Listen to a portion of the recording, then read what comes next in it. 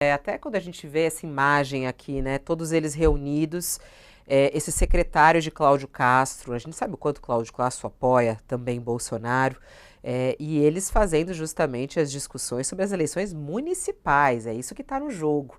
Mas isso mostra, inclusive, a proximidade e o quanto Bolsonaro contou com a ajuda desse ex-prefeito, hoje secretário. E foi muito importante, até na reportagem aqui do nosso colega, ele relembrar nessa época da pandemia. Então tem toda uma ligação aí, né? De onde veio a falsificação da carteira de vacinação do Bolsonaro, de um ex-prefeito que apoiava o negacionismo de Bolsonaro. Sem nenhuma dúvida, vão sendo expostos os liames, né, as vinculações. E é preciso realçar, Fabiola, que a Polícia Federal já chegou às conclusões fundamentais nesse inquérito, né? Está fazendo agora investigações complementares a pedido da Procuradoria, mas já está registrado nos autos que a conclusão da polícia. Uma delas é de que o Bolsonaro foi o mandante desse crime de falsificação de cartões de vacina. Há o depoimento do delator, o Mauro Cid, que disse ter recebido ordens expressas do presidente da República para falsificar cartões para ele, Bolsonaro, e para a filha mais nova dele, né? E as pessoas tendem a considerar, Fabíola, sobretudo num personagem multi-investigado como o Bolsonaro, ele está sendo investigado até por tentativa de virada de mesa, golpe de Estado, né?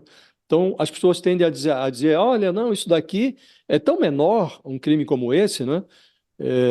Falsificação de cartão de vacina, mas não é um crime menor, embora as penas a que o Bolsonaro está sujeito sejam evidentemente menos draconianas do que no caso da tentativa de golpe, e até no caso da tentativa de vender joias da República, né? O caso é muito grave, né? Imagine um cidadão comum que entrasse nos computadores do Ministério da Saúde para alterar criminosamente o sistema, inserindo dados falsos sobre a vacinação de determinadas pessoas. Isso já seria um assinte. Agora, imagine o presidente da República fazendo isso, ou prepostos dele realizando essa operação por sua ordem, né? Seria já uma atrocidade. Agora, em se tratando de Bolsonaro, que é um presidente que teve lá a gestão negacionista, inepta da pandemia, deixou um rastro aí de mais de 700 mil mortos, aí mesmo é que o caso fica não apenas grave, é gravíssimo, né? E é preciso considerar o contexto da época. Nessa ocasião, vários países exigiam o comprovante de vacinação para permitir a entrada dos seus visitantes, né? E a Polícia Federal traça um liame, uma conexão entre a falsificação dos cartões de vacina e o planejamento da quebra da ordem institucional, o planejamento da tentativa de golpe.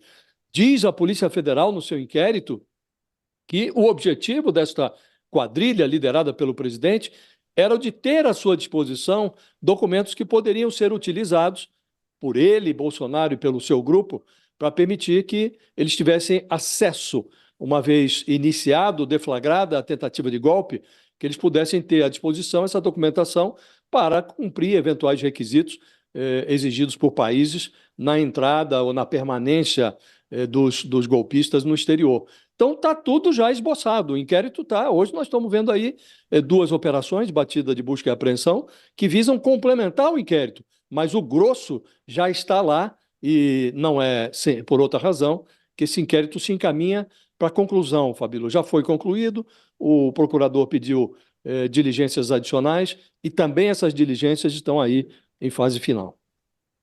Tem o caso das joias também, né? Também. Hoje tem, a imprensa também está divulgando isso, né? Dessa possibilidade de indiciamento, alguns dão quase como certo. Até a Carla, nossa chefe da sucursal de Brasília, no início desse mês já mesmo falou que a Polícia Federal vai indiciar Bolsonaro nos próximos dias, né? Isso está na mira da Polícia Federal. Essa é uma questão muito parece mais clara, né, o Sakamoto, porque você até dizia, a questão da vacinação tem a ver ainda com essas questões que vocês colocaram até para o Aguirre, se ele utilizou ou não. O das joias, pelo que a gente pode entender, a polícia, quando esteve lá nos Estados Unidos, ela conseguiu provas mesmo de que eles venderam essas joias, né? Então tá aí essa questão clara aí das joias e essa possibilidade de indiciamento de Bolsonaro. Você acha que isso deve acontecer? Olha, Fabiola, deve acontecer e tem provas e mais provas sobre isso.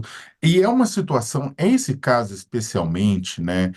Por mais que as pesquisas mostrem, ah, não, os seguidores dele não vão deixar de votar nele, os seguidores não vão deixar de votar nele. A questão não é deixar de votar, mas é a questão do impacto de uma condenação dele por surrupiar joias e ouro dado pelos países, pelas ditaduras, pelas monarquias ditatoriais do Oriente Médio ao Brasil e não a ele, e ele surrupiar isso, trazer como muamba, surrupiar e utilizar militares nesse processo de leve trás como mulas, né, desse processo de leve trás, incluindo até um general, pai de Mauro Cid, Mauro Lorena Cid, que virou, que ficou cotando o preço de ouro em lojinhas de Miami, né? Ou seja, ele usou inclusive os funcionários pagos com recursos públicos para vender a muamba que ele surrupiou, né? O ouro que ele surrupiou.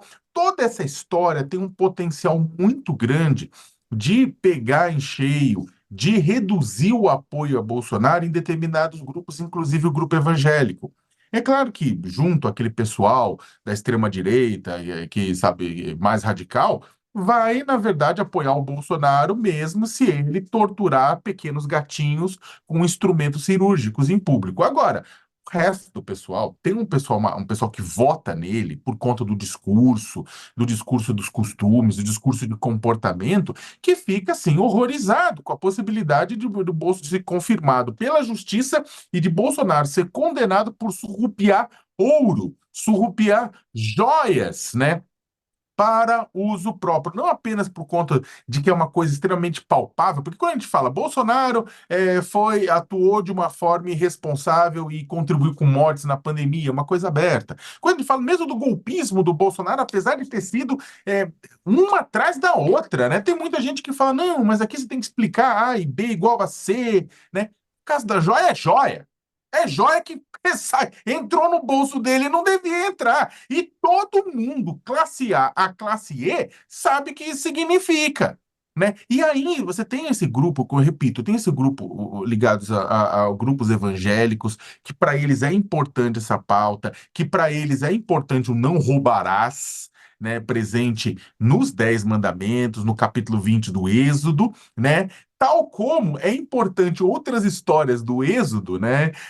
Do livro do Êxodo da Bíblia, o segundo livro da Bíblia, que, por exemplo, narra o momento em que o povo escolhido por Deus resolve fazer para si um bezerro de ouro e começa a adorar esse bezerro de ouro acima das leis ou acima do próprio respeito aos preceitos de Jeová. Isso é lembrado por muita gente que é crítica a Bolsonaro, inclusive no mundo evangélico, falou: Bolsonaro construiu para si bezerros de ouro com joias surrupiadas da União. E isso é pesado junto a esse grupo. É claro que esse grupo, mesmo na frente, quando vai ser consultado, pesquisa de opinião, e muitos pastores me explicaram isso, eles não vão falar que apoiam o Lula. Eles não estão deixando de apoiar o Bolsonaro para apoiar o Lula. Mas eles vão votar até em Bolsonaro, mas eles ficam constrangidos de defender o ex-presidente em público neste caso. Este caso gera constrangimento. Gera muito constrangimento. E é isso que Bolsonaro pode ter caso seja condenado com a questão das joias. Ele pode perder um grupo de pessoas que é muito ativo na defesa a ele nas redes sociais. Não é que perder em definitivo, mas ele pode perder o ímpeto desse grupo, exatamente porque construiu para si um bezerro de ouro com joias que não pertenciam a ele.